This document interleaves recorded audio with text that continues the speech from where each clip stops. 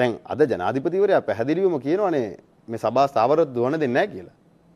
ජනාධිපතිවරයා පැහැදිලිවම කියන්නේ සභාව අපි ස්ථාවර දුවන දෙන්නේ නැහැ මාස 3-4ක් අපි පෙළනවා කියනවානේ. ඔය ජනාධිපතිවරයා තර්ජනය කරනවා කියන කාරණේ ඔබ ලව් කරන්නේ අර ඊයේ කතාවටද?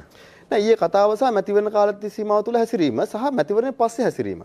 දැන් එතුමා වගකිය යුතු නායකයෙක් නම් මම කියන්නේ එතුමා වගකිය යුතු මේ රටේ විධායක ජනාධිපතිවරයා විදිහට එතුමාට පාර්ලිමේන්තුවේ 159ක් ඉන්නවා. විධායක ජනාධිපති ධූරයේ තියෙනවා.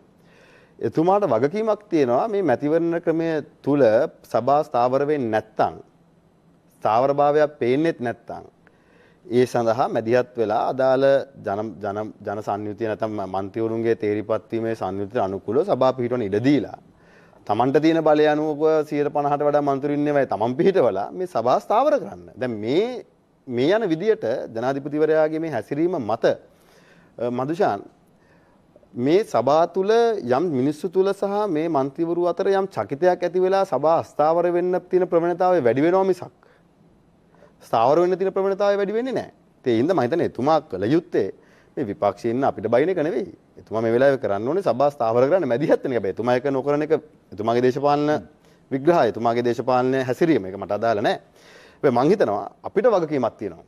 පොජ්ජන පෙරමුණ විදියට. මොකද අපි ආණ්ඩු කරලා තියෙනවනේ. අපි දන්නවා මේකේ තියෙන අමාරුව සහ මේකේ තියෙන වගකීම.